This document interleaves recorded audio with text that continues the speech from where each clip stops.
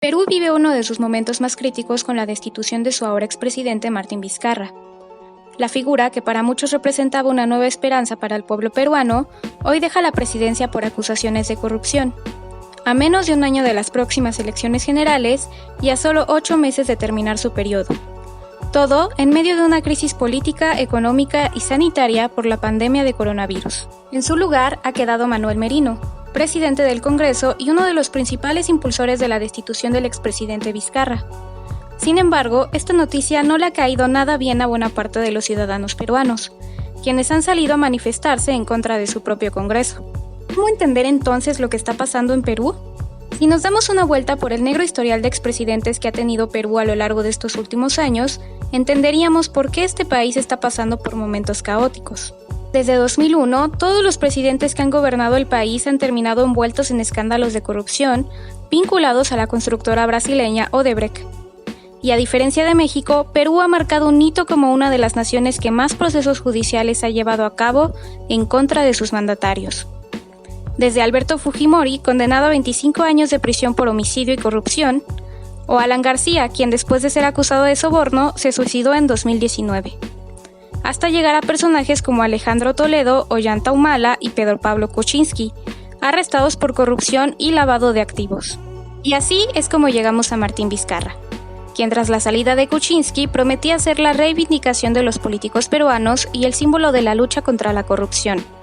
Pero este ha sido señalado de recibir sobornos por parte de empresas constructoras mientras era gobernador de Moquegua en 2014. Hasta hace solo 2 meses enfrentaba su primer juicio político por otro delito, tráfico de influencias. Sin embargo, en aquella ocasión, la moción para separarlo de su cargo no prosperó. Esta vez, el segundo intento del Congreso por destituirlo tuvo éxito. Con 105 votos a favor, 19 en contra y 4 abstenciones, declararon su vacancia por incapacidad moral para gobernar. De acuerdo con Mabel Cáceres, periodista y editora general del medio peruano El Búho, los señalamientos contra Vizcarra están relacionados con un grupo de empresarios conocidos como el Club de la Construcción, quienes se dedicaban a ganar licitaciones públicas de obras mediante el pago de sobornos a las autoridades. Un caso que se destapó a raíz de las investigaciones por el caso Odebrecht. El presidente Vizcarra ha negado todos los cargos, pero eso es algo que seguramente va a tardar un tiempo en aclararse y probarse en uno o en otro sentido, ¿no? Pero estas indagaciones preliminares, porque la Fiscalía está en el proceso de investigación preliminar, han sido filtradas a la prensa y es donde se produce una gran conmoción, porque comprenderás, es el presidente en ejercicio, ¿no?, involucrado en estas denuncias, y en base a eso el Congreso decide vacar al presidente.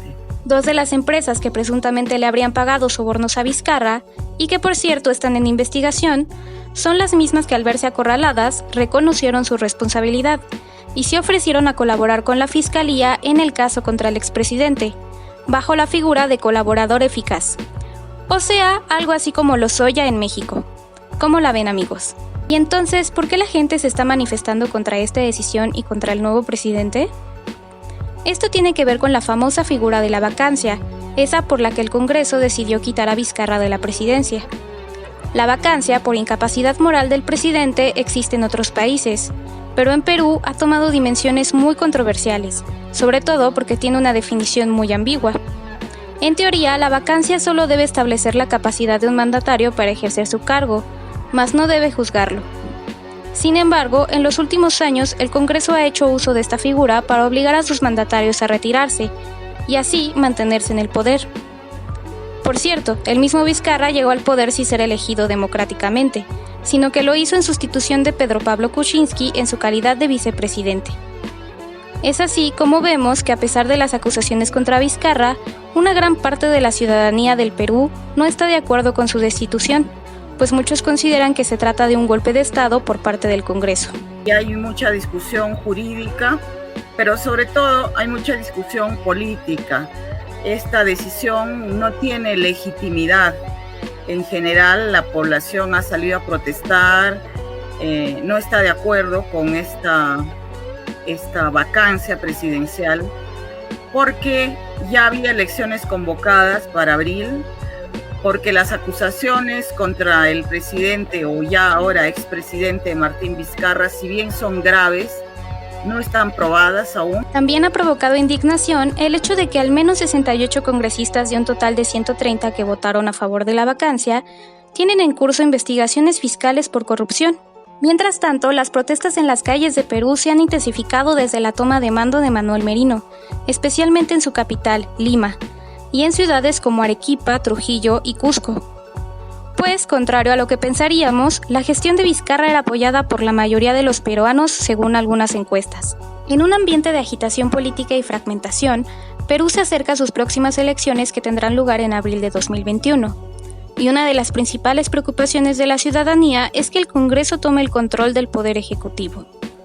¿Qué le espera a Perú en los próximos días? No es que solamente en Perú haya corrupción, sino que la corrupción es subrepticia, pues, ¿no? Pero con las cosas que han ocurrido en Perú ha logrado destaparse y eso está provocando una orfandad total respecto a líderes políticos, una destrucción del sistema de partidos, un descreimiento que podría llevarnos a la anarquía, al caos, pero también podría ser motivo de una especie de refundación de la política, ¿no?